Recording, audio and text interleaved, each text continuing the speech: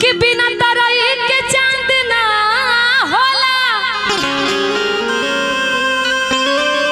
कि बिना सूरज के घाम ना होला, कि बिना तरई के चांद ना होला, कि बिना सूरज के घाम ना होला। प्रेमी भला ही पुरान हो जाला, बाकी प्रेम कबहू पुरान ना होला।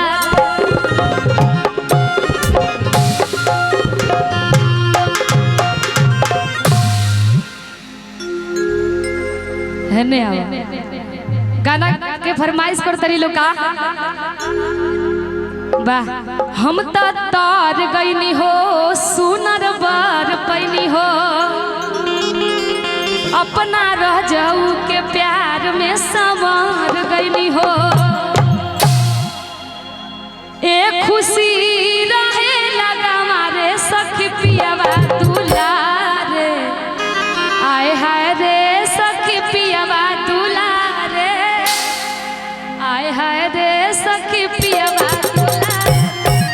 अच्छा मुखिया जी चल जाने के बानी, अच्छा सब लोग चल गए सूते। अच्छा कालो प्रोग्राम बारू। अच्छा एगो मुखिया जी बानी अभी, तो मुखिया जी के मैडम, मुखिया जी के मैडम जी कहा तरी। और देखी इतना सारा प्यार आशीर्वाद एगो कलाकार के तरफ से जब कोनो चीज मिलेला तो लगेला कि हम कितना निमन गावत तरी, एकदम पूरा गाएंगे। आपके आशीर्वाद प्यार दिल से धन्यवाद मैं चाहूंगी। एक बार प्रियंका दीदी के लिए एक बार जोरदार ताली बजा दीजिए। और आई कहा तरी औरत का कि हम तार गईनी हो सुनर बार पैनी हो, अपना रह जाऊ के प्यार में संवार गईनी हो। एक खुशी रहे लगा मारे सखी पियावा दुलारे। और हम थोड़ा सा डांस करो, ममरी वाला थोड़ा मोड़ा आता है हमको भी। हाँ एक खुशी रहे लगा मारे सखी पियावा दुलारे, आय हाय रे सखी पियावा दुलारे, आय हाय रे सखी पियावा दुलारे, आय हाय रे सखी पियावा दुलारे। हम तार गईनी हो सुनर बार पैनी हो, हम तार गईनी हो सुनर बार पैनी हो।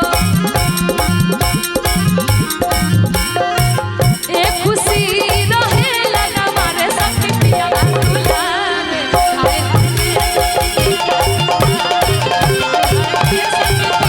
दुलारे, आए हाय रे सखी पियावा। छत पे सोया था मैं रोई, छत पे सोया था मैं रोई, मैं तने समझ के सो गई। मुझको राणा जी माफ करना, हो करती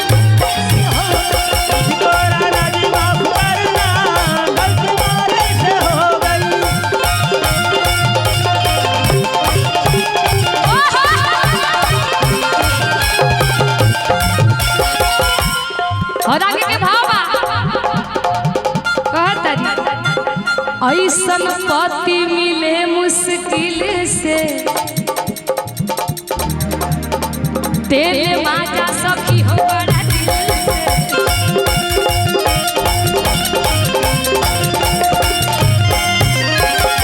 ऐसन पति मिले मुश्किल से, तेरे माजा सखी हो बड़ा दिल से।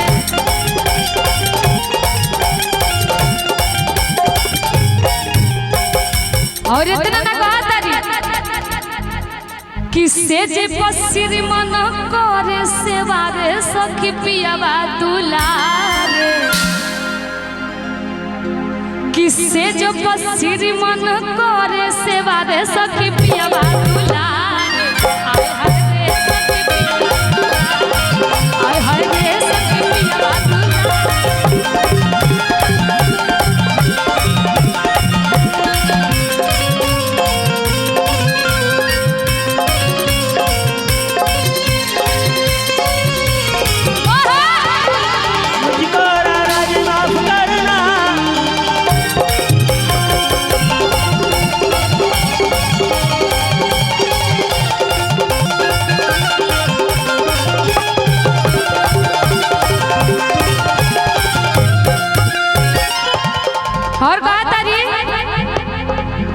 कैसे सैया मरे कहाँ गए इधर है कहा तरी कि सैया हमर प्यार बरसावे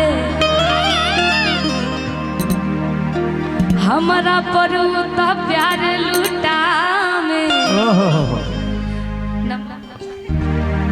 कहा तरी कि सैया लोग से प्यार बरसावे हमारा पर तो जान लुटावे कितना मानता रे सखी कहा तरीका कि सैया लोग से हमके इतना मानने लगी क्या बताइए थोड़ा सा आपका भी ठुमका हो मैं देख रही थी बहुत अच्छा डांस कर रहे थे आप। अच्छा वहाँ से यही देख रही थी। हाँ वहाँ से यही सब आप देखे अब यहाँ से देखूंगी ठीक है कहा तरी सैया हमारा प्यार बरसावे नीलम बरसा जान लुटावे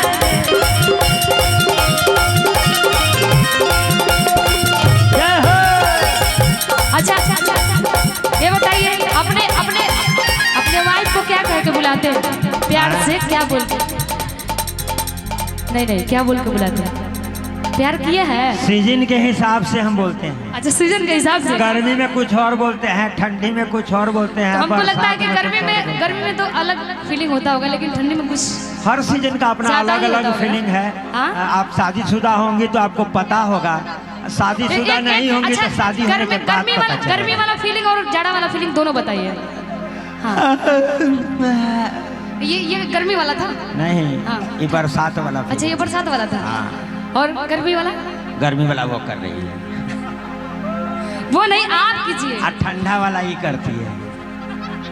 जितना छमक रहल बारू नु सुखल सतुआ मत फाकना तो सट जाई आ सुखल भूजा मत फाकना तो अटक जाई। आई तहार चलती चलने ना रही है डिस्को समय इला पर झूल के लटक जाई। अभी यहाँ अंतरा सिंह प्रियंका दीदी जी भी है नीलम सागर दीदी जी है पल्लवी जी है नीतू जी है उनके हस्बैंड किसको कहते हैं जो हंसते हुए बैंड बजा दे। आप पत्नी किसको कहते हैं पत्नी किसको कहते हैं पत्नी किसको कहते हैं ये भी बता दीजिए। जो बैंड बजा रहा है उससे पूछिएगा वो बढ़िया भावार्थ के साथ बताएगा आपको। मैं तो सोच रही हूँ आप ही बता दीजिए। हम थोड़ा देर बाद आपको बताएंगे। अच्छा लेकिन कहा तरी कि चानू कही के हमके पुकारिएगा। पत्नी की बात आप कही है तो हमको अचानक याद आ गया। अच्छा याद आ गया। ये पत्नियां बिल्कुल विकट होती हैं। अच्छा ये पत्नियां बिल्कुल विकट होती हैं एकदम से डाक टिकट होती हैं।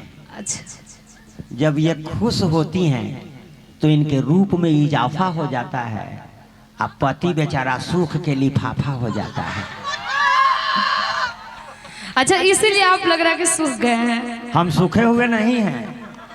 आप देखते हो छोहरा सूखा हुआ रहता है और जब उसको मध में डाल दीजिएगा तो अपने मने फूल जाता है। तब हमको भी लग रहा है कि आप लोगों के बीच रह के हमको भी 17-18 साल वाला अब अनुभव धीरे धीरे होना शुरू हो गया है। उम्र 55 के बाद लेकिन दिल बचपन के बाद।